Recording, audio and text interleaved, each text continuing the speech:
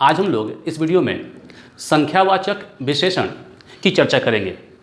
इसके पहले के वीडियो में हम लोगों ने विशेषण और उसके भेद, संख्यावाचक विशेषण और परिमाणवाचक विशेषण में क्या अंतर है, इस पर चर्चा की है।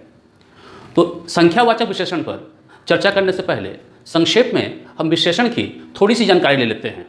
मित्रों, हम लोग जानते हैं कि विशेषण किसे कहते हैं कि जो शब्द संज्ञा या सर्वनाम की विशेषता बताता है उसे विशेषण कहते हैं।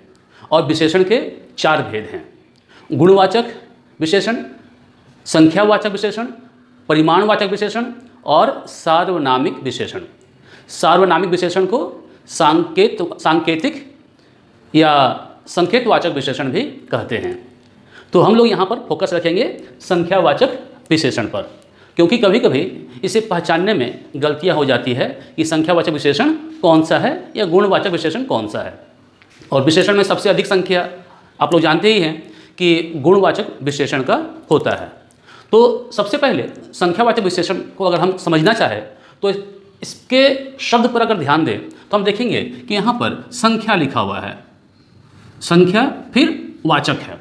वाचक मतलब क्या? बताने वाला। ठीक, तो इसके नाम से ही पता चलता है कि जो संख्या के बारे में बताता है। ठीक है, यानी संख्या के बारे में बताने वाला। वाचक का अर्थ बताने वाला। तो स्पष्ट है कि जब हम संख्यावाचक विशेषण की परिभाषा बोलेंगे या समझने के लिए हम इसे बोलेंगे तो कहेंगे कि यह विशेषण है जिसमें संख्या होती है। ठीक, और ये हमें किसकी संख्या के बारे में बताती है? संज्ञा या सर्वनाम की संख्या के बारे में यह विशेषण बताता हमें। तो इसकी परिभाषा क्या होगी कि जिस विशेषण शब्द से किसी संज्ञा या सर्वनाम की संख्या संबंधी विशेषता का पता चलता है उसे क्या कहते हैं? संख्यावाचक विशेषण कहते हैं। और इसके भेद क्या हैं? इसके भेद इसकी निश्चितता और अनिश्चितता के आधार पर इसके दो भेद किए गए हैं। ये सब आपको मालूम है, लेकिन हम लोग कैसे पहचानेंगे हम लोग उसे देखेंगे, लेकिन इसकी चर्चा करना भी जरूरी है। दो भेद किए गए हैं। पहला जो है निश्चित संख्यावाचक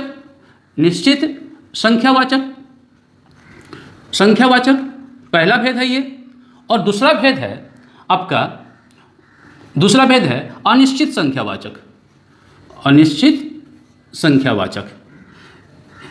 इसके अलावा भी प्रयोग की दृष्टि से निश्चित संख्यावाचक जो भेद है उसका भी भेद किया गया है। लेकिन पहले हम इसको समझ लेते हैं। जैसे कि हमने बताया कि इससे संख्या का बोध होता है। संख्या मतलब अंक। और मित्रों, हम लोग जानते हैं कि जहाँ भी अंक आता है उसे हम गिनते हैं।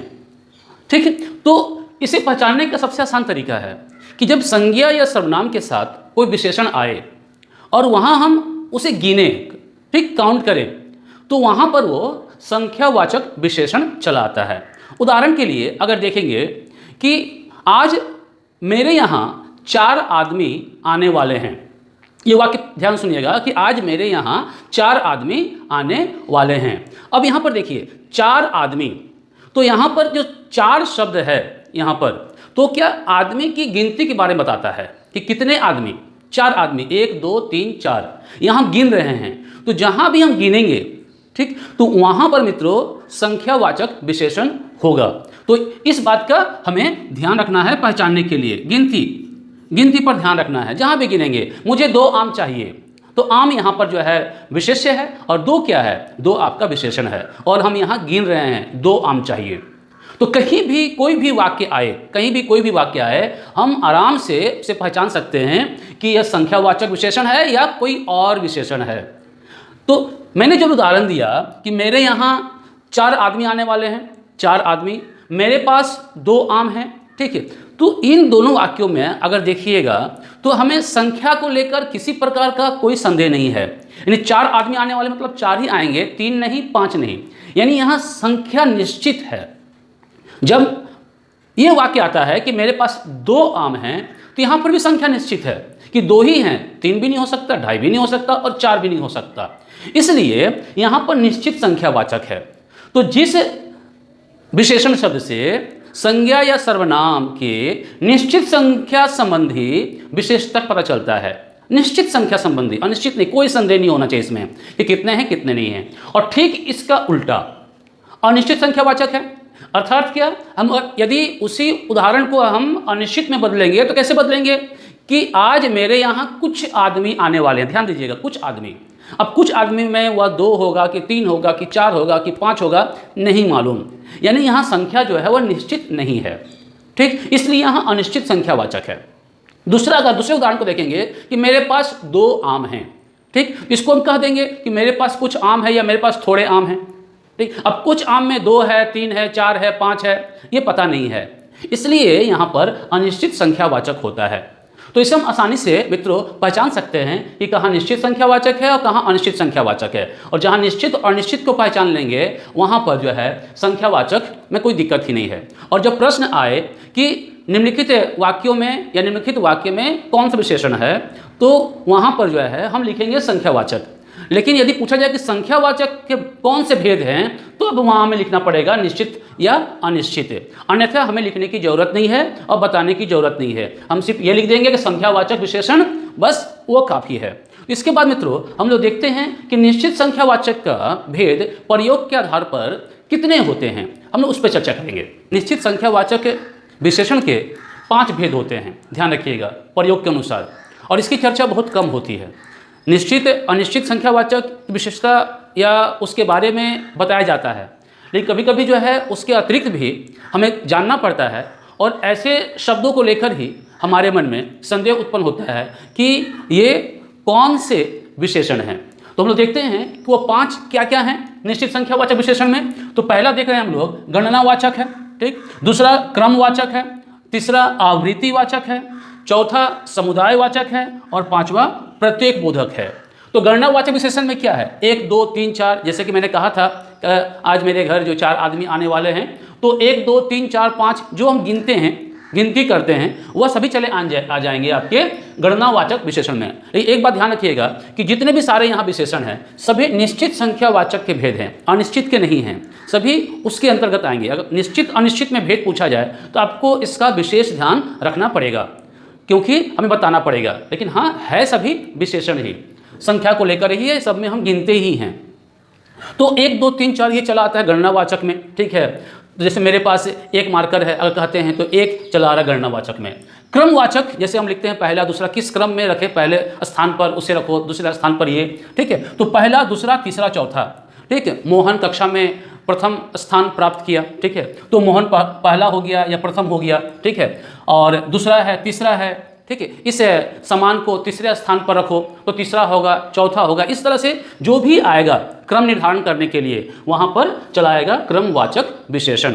पहले लड़के को बुलाओ, ठीक, इस तरह से दूसरे लड़के को बुलाओ, तीसरे लड़के को बुलाओ, ठीक, मुझे पहला आम चाहिए, इस तरह से हम इसका प्रयोग कर सकते हैं वाक्य में। तीसरा है आवृत्तिवाचक विशेषण। तो आवृत्तिवाचक विशेषण में देखो हम लोग प्रयोग करते हैं दुना, त्रिगुना, चौगुना, ठीक है। तो इस तरह के जो है जब शब्द रहेंगे तो वह निश्चित संख्यावाचक में चले आएंगे, ठीक है। उसे चौगुना लाभ हुआ, उसे व्यापार में चौगुना लाभ हुआ, दुगुना या दुना लाभ हुआ, इस तरह से हम लोग प्रयोग कर सकते हैं, 5 गुना।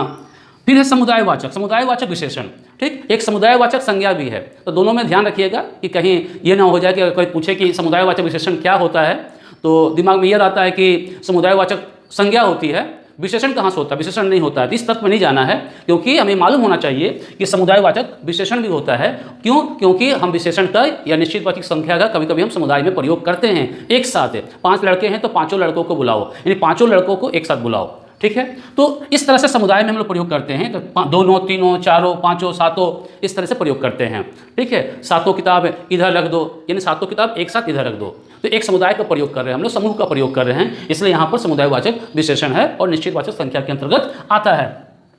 प्रत्येक बोधक विशेषण में प्रत्येक लड़के, हर एक लड़के, 3 3 2 2, ठीक है। तो 2 2 देखिए, यहाँ पर यहाँ तीनों था, यहाँ चारों था, ठीक है, यहाँ दोनों था, लेकिन यहाँ पर 3 3 करके बुलाओ, 3 3 लड़कों को बुलाओ, यानी 3 3 जो है हमें बांट कर लाना है, प्रत्येक बोधक में आना है, यानी एक साथ 3 आएंगे, फिर 3 आएंगे, जैसे प्रत्येक यानी एक एक करके बुलाओ। जब बोलते हैं तो एक एक लड़का आएगा, ठीक है। तो एक जो है वह प्रत्येक में चला आ रहा है। तो जब हम लोग बोलते हैं कि जो है 3-3 करके बुलाओ, 3-3 लड़कों को बुलाओ, तो क्या कर रहे हैं कि 3-3 का एक समूह है, तो एक एक करके जो है हम लोग बुला रहे हैं, जिसमें 3 एक साथ आएंगे। तो समुदायवाचक में और प्रतीक बोधक में यह स्पष्ट होना चाहिए। यहाँ पर जो है रिपीट होता है, यहाँ दोहराया जाता है, 3-3, 2-2, 4-4, 5-5, 6-6, 7-7, ठीक है, प्रत्येक, हर एक। लेकिन यहाँ दोहराया नहीं जाता, समुदायवाचक में दोहराया नहीं जाता है, बल्कि वहाँ 2, 3, 4, 5 इस तरह से प्रयोग करते हैं। तो हम लोग यहाँ पर निश्चित संख्यावाचक के भेद प्रयोग के अनुसार इन 5 को ध्यान में रखेंगे, और परीक्षा में अगर पूछता है तो हमें इसके अनुसार ही जवाब देना पड़ेगा कि ये संख्यावाचक विशेषण है। और संख्यावाचक विशेषण के अंतर्गत यदि पूछा जाता है तो बताया जाएगा कि यह निश्चित संख्यावाचक विशेषण है। तो इसके बाद मित्रों हम लोग कुछ वाक्यों के माध्यम से पहचानने की कोशिश करते हैं कि कौन सा निश्चित संख्यावाचक है और कौन सा अनिश्चित संख्यावाचक है।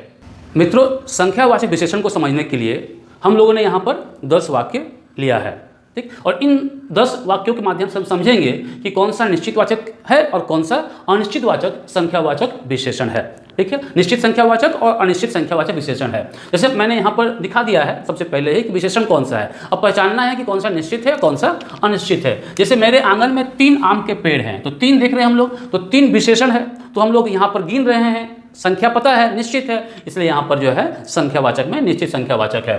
फिर जो है दूसरा आपका है कि रोहन अपनी कक्षा में प्रथम स्थान पर रहता है, तो प्रथम स्थान, तो प्रथम यहाँ पर भी हम लोग देख रहे हैं कि जो है आपका क्रम में चलाता है। जब निश्चित संख्यावाचक पढ़े तो वहाँ पर क्रम में चलाता है या गणना में चलाता है, तो प्रथम, द्वितीय, तृतीय ऐसे भी होता है, और पहला, दूसरा, तीसरा ऐसे भी होता है। तो प्रथम स्थान पर है, तो यह भी जो है निश्चित संख्यावाचक विशेषण है। आज विद्यालय में कुछ ही लड़के आए थे, तो कुछ यहाँ विशेषण है, तो कुछ लड़के, कितने लड़के, 2, 4, 10 कुछ भी हो सकते हैं, तो ये जो है अनिश्चित संख्यावाचक विशेषण है। और अनिश्चित संख्यावाचक विशेषण के कोई भेद नहीं होते हैं, ठीक है। कल प्रत्येक खिलाड़ी ने मैच में अच्छा खेला, तो प्रत्येक है, तो यह भी जो है निश्चितवाचक है। प्रत्येक बोधक जो है प्रत्येक वाचक है, विशेषण में चला आता है, निश्चित संख्यावाचक विशेषण का भेद है ये। तो प्रत्येक, मोहन के 5 दोस्त मेरे घर आए, तो 5 भी जो है विशेषण, संख्यावाचक विशेषण है, वो भी निश्चित संख्यावाचक विशेषण है, जिसकी हमने चर्चा जो की थी। फिर सीता की एक किताब खो गई है, तो एक किताब यहाँ पर, यहाँ 3 नाम है, यानी अभी जो है निश्चित संख्यावाचक है, गणना में चलाएगा।